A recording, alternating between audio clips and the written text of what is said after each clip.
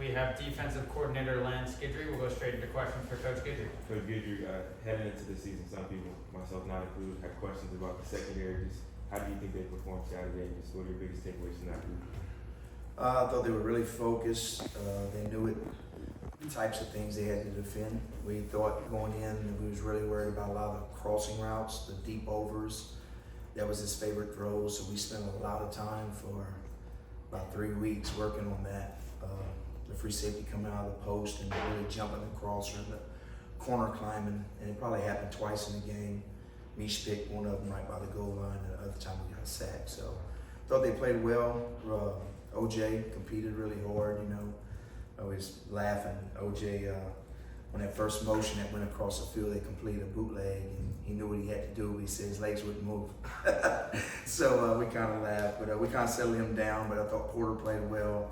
Everybody on the back end, they challenged us early. Brown broke up a ball deep, and then Richard broke one up deep, and I think it kind of broke their confidence of going downfield a lot, and started trying to run the ball and do other things, kind of played into our hands. Coach, you talked a lot throughout fall camp about the depth of the defensive line.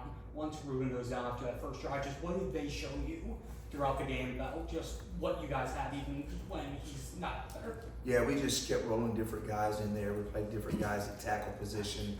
Of course, we was able to play 5 defensive ends, which was good. And we rolled Mesidor inside as well. So we stayed fresh.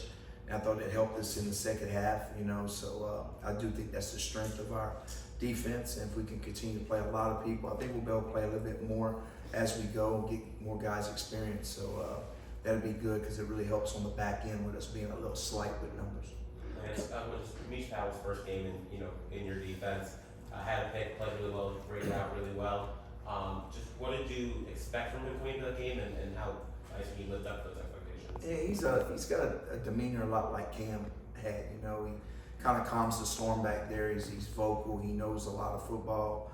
Of course, it's the first year in this scheme, but so it was Cam's. You know, and just a guy back there who's played a lot of football, played in a lot of big games. So this one wasn't as big as some of the games he's been in, of course. So yeah, he's helping lead that secondary, and just a solid performance by him. And wish he could have got in the end zone with the interception, but really solid play right here. And then Coach, what was your... with Jaden, you mentioned, you know, he had to get a pick early. You know, he got one in kind of a weird way, but he got one. What do you think of him in his first game? You know, first big game as a starter. Yeah, he played really, really fast. He played the way we thought he could with his skill sets, but he's a confidence guy, and he had a lot of confidence going into the game. He got a partial sack, I guess I call it, but he missed the interception. He could end up with 2, but just played really fast back there. You know, even on that long run, it wasn't really his fault. It was a busted blitz by a linebacker, and he couldn't make him right. He was supposed to cover the tight end, so everybody thinks it was his fault, but it really wasn't. It was a structure of a blitz pattern that didn't get done. So he graded out high as well. All right, Coach, what was your reaction to that 71-yard run, knowing that it was a big play earlier, but then as the game went on, you didn't allow another touchdown toward the latter part of it. So was there something that you said, like get over it, and then later on toward the end, boom, 7 yards? They didn't really earn it. We gave it to them because we didn't run a defense right. We were supposed to be blitzing off the edge of that tight end, and we didn't get it done. So we didn't have the edge to the defense. So the kids really wasn't that shook up because they felt like they didn't earn it. We gave it to them. So kind of settled them down at halftime. And at halftime, always coming out, our goal is to get a third quarter shutout. We feel like if we get a third quarter shutout, if we're out of the game, we can get back in. Or if we're ahead of the game, we feel like we'll increase the lead, and that's exactly what happened. So we came out of the locker room, had third quarter shutout, and kind of set the tone for the rest of the way. Leaving the field, you yelled something about knowing how to slay a gator or something like that. Was that like a flashback? That wasn't even me. That was an imposter. Was that like a flashback to the childhood days of the swamps? I never killed a gator in my life. I watch a lot of swamp people just like you. On a more serious note, so Pro Football Focus, I don't know how much gospel you put in what they do in their grades or whatever, but they were pretty harsh on the DBs in their grading system and stuff. Did you see a lot of that, room for improvement in terms of coverage? They have no idea what we're doing on defense. Right. None. So what they say, they might have gave Jaden a minus on that long run, which it wasn't even. He was covering the guy man to man. We should have blitzed off the outside. So they don't know what the scheme is. Right. They just trying to guess if they played it right. So then I guess you were pretty happy with. Oh, I thought we played exceptional. I mean, how many yards they had passing the football? 100 and what? Low hundreds. If you keep somebody in the low hundreds, I mean, in the modern day football, they had 263 total offense and 70 something came off of one play. I think we played pretty good. If there's room for improvement, sure, we're gonna have to improve throughout the year. But I was really happy with the first game. How much does the defense feed off when an offense, or run offense is performing to that level? Well, I think they don't panic because they know what our offense can do. They know who's behind that center. And it also takes a lot off of my plate. You know, sometimes when you play across from an offense that, you know, that's sputtering a little bit, you feel like you can't make a mistake on defense. We don't feel like that. Not to say that we don't want to be perfect, but we got a lot of faith in our offensive personnel and our play caller. You know, we got good backs, we got good offensive line, we got good wideouts, tight ends, quarterback's exceptional, and Coach Dawson's called a lot of football games, so we feel really good on defense that we have a good offense on the other side from us. Hey, You Coach. guys have looked at a lot of film from 100 practices so far this year, but how valuable is the film from week 1 to week 2 when it's the first time that you're going against somebody that doesn't know what you're doing? Like and you don't know really what they're doing either. I mean, how valuable is the film from the first game of any season? You know, it's give and take because you really don't know what the other side's thinking. A lot of people try to copy what other people do.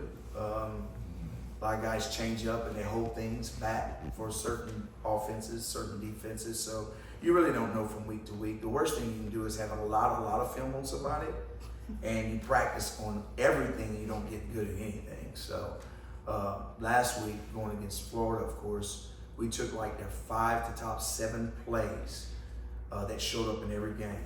A reverse, the crossing routes, a tailback screen, and just certain things. I'll be dang, within the first 10 plays, probably 4 or 5 of them showed I up. was just going to say, I think So, the first 4. yeah, they showed up. So that was good. But it's hard sometimes. You just got to try to train you guys to play with clean eyes. And I thought we did probably the best defensively is we played situational football good. We were really good on third down, and when we got to certain areas of the field, we kind of sniffed out a lot of stuff that they were doing, a lot of trick stuff. So I thought that was good. I thought we played clean football. Lance, you guys had only 5 missed tackles on Saturday against pretty talented teams, good skill players. How have you seen the tackling improve on this team since you got here last year? Well, each year's a new year. We got new guys trying to make tackles in space. I thought we played extremely hard. Even when somebody missed a guy, it seemed like there was 2, 3 more there. But I think it's the way you practice. I think it's how fast you go at practice and how quick you rep plays and get a lot in, because you cannot practice live tackling unless you live tackle.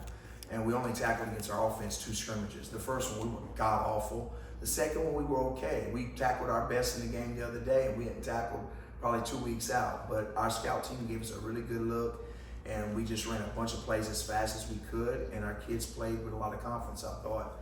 I didn't make a lot of calls on defense, so it wasn't like an extreme big game plan so that they could just play fast and free. And we just kind of tried to recognize plays that they were running that we'd seen before. And then since, like you said, you get to practice it a couple times, and the first time it wasn't great, like, as a DC, you're just like, okay, like, we're in pretty good shape. Yeah, we got a chance to get better. It wasn't perfect by any means, but game 2, you just want to get better than you were before. The opponent doesn't matter. I'm an FCS guy, and I've been on the other side of the coin to where I've gone into venues that were a lot bigger, and our kids played their butts off, and we've beaten some big teams before when I was at FCS. So being at a Power 5 school now, to me, it's just all the same. Everybody, you got 11 players on the field. They got 11 players, and you're gonna need to go out and try and play the best that you can, and just get better every week. Hey, Coach, are you surprised that the Gators and Canes have only played 4 times in the last 20 years? And can you imagine whether Florida will want to play Miami anytime soon after what took place on Saturday? I'm sure they'd want to play us next year. Everybody wants to play somebody that's beat them. So you want revenge. But I really didn't know how many times they had played. I thought they had played a lot more times than that. And but I'll take this one, and we'll just wait till the next one.